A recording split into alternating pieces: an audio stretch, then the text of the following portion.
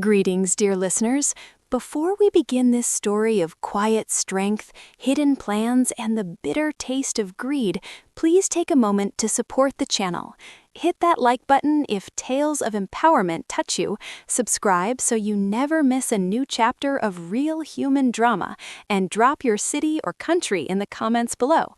Knowing where you're listening from, whether it's a bustling street in New York, a quiet village in India, or somewhere in between, warms my heart and reminds me how connected we all are through these stories of betrayal and rebirth.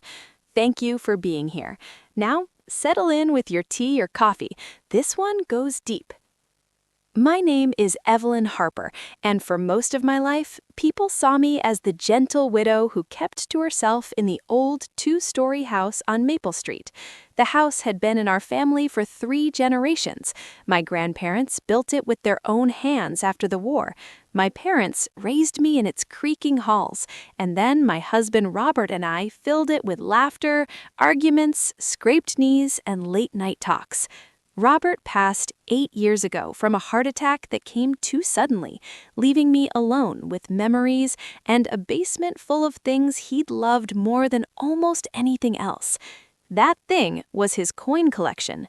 Robert had started it as a boy, trading marbles for old pennies at the corner store.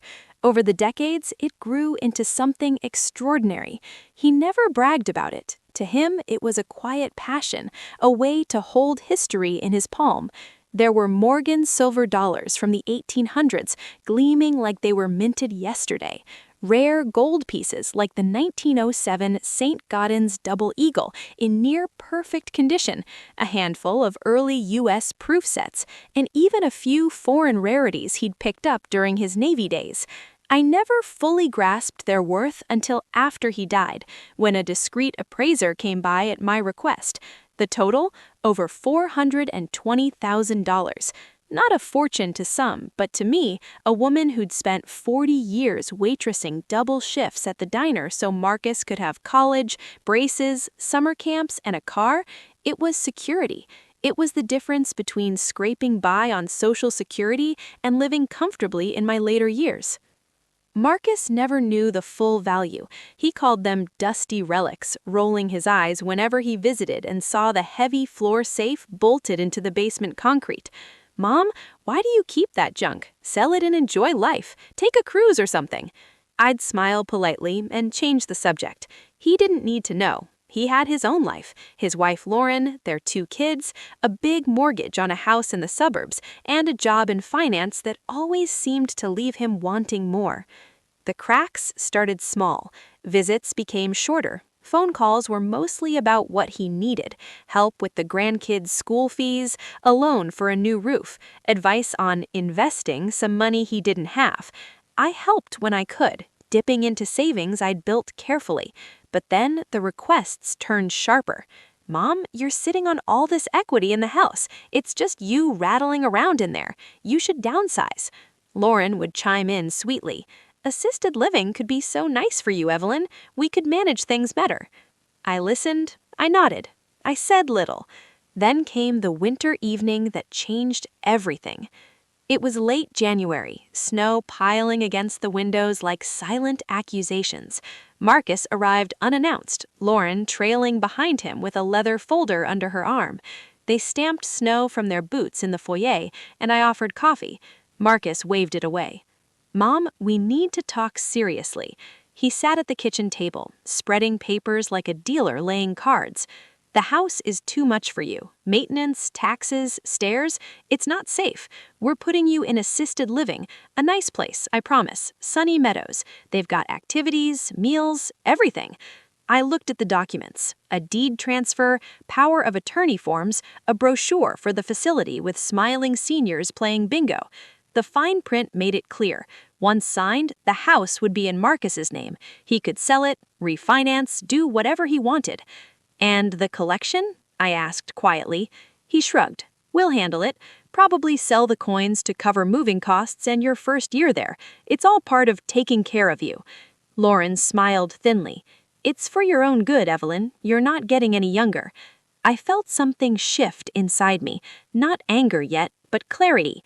The same clarity I'd felt years ago when Robert was sick and the bills piled up, and I worked extra shifts without complaint. I pretended to hesitate, touching the papers with trembling fingers. I suppose you're right. I trust you, Marcus. His face lit up like Christmas morning. He handed me the pen. I signed where they pointed, slowly, carefully. Lauren squeezed his shoulder. They left an hour later, promising to handle the details soon. That night, I didn't sleep much.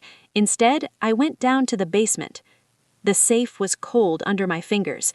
The combination, our wedding date, June 12th, clicked open easily. Inside lay the trays Robert had built himself, velvet-lined, labeled in his neat handwriting.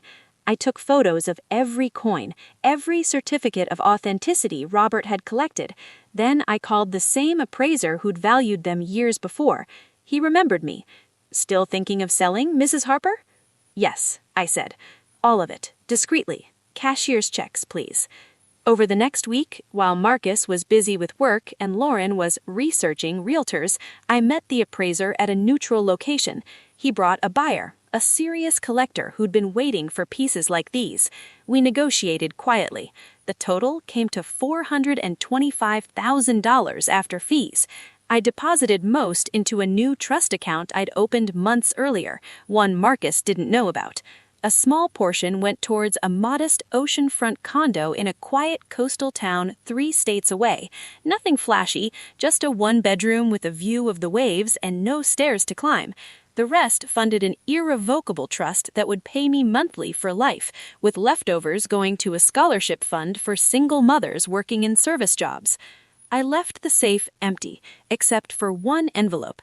Inside, a single photo of the full collection spread out on the dining table, taken years ago when Robert was proud enough to show it off to friends. A copy of the sales receipt, time-stamped the week before, and a handwritten note on my best stationery. "Dear Marcus, you wanted the house and the money. You got the house, empty. The coins were my future, the one I earned while you were growing up on my double shifts. They bought me a new start by the ocean and security you never bothered to provide. The mortgage on Maple Street is still yours to pay. Enjoy it. Love always, Mom." I sealed it, placed it in the center of the velvet tray, and locked the safe again. The next day, I told Marcus I was going shopping for a few things for the move. I packed a single suitcase with clothes, Robert's wedding ring, my favorite teapot, and a few photos. I left the house keys on the kitchen counter with a note, "Take care of the place." Then I drove to the airport. Marcus didn't wait long. The day after I left, he let himself in with his spare key. Lauren was with him, already talking about paint colors and open houses. They went straight to the basement. I can picture it so clearly. Marcus kneeling, spinning the dial to our wedding date. The safe clicked open. Lauren peered over his shoulder.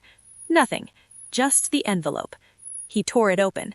The photo fluttered out first, then the receipt, then the note. According to the neighbor who called me later, bless Mrs. Donnelly, she always kept an eye out, Marcus read the note aloud in a shaking voice. Then he sank to the concrete floor, knees buckling, phone tumbling from his hand. He dialed me over and over, leaving voicemails that started with anger, "Mom, what the hell is this?" and ended in sobs. "Please call me back. We can fix this." I didn't call back. I was already in my new condo by then. The ocean rolled in at the distance, gray and endless under a winter sky. I sat on the balcony with a cup of tea, watching seagulls wheel overhead. For the first time in years, my shoulders weren't tight with worry. No more double shifts in my mind. No more pretending I didn't see the calculations behind my son's smiles. The house? I stopped paying the property taxes and utilities. Within months, the bank foreclosed.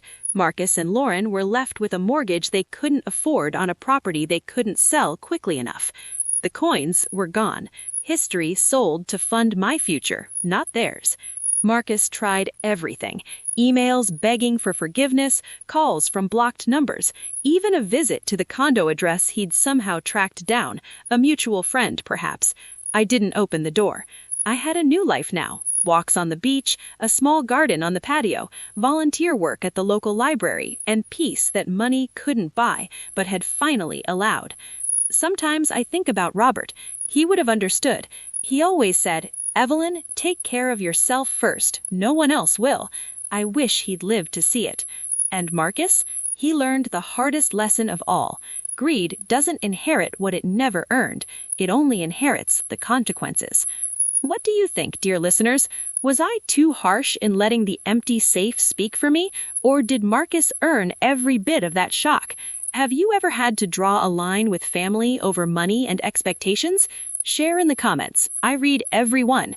If this story stirred something in you, the recognition of sacrifice, the sting of betrayal, or the quiet triumph of choosing yourself, please like the video, subscribe for more tales of resilience, and tell me where you're listening from today. Your voices make these stories matter. Thank you for being here. Until the next one, take care of yourselves. You deserve it.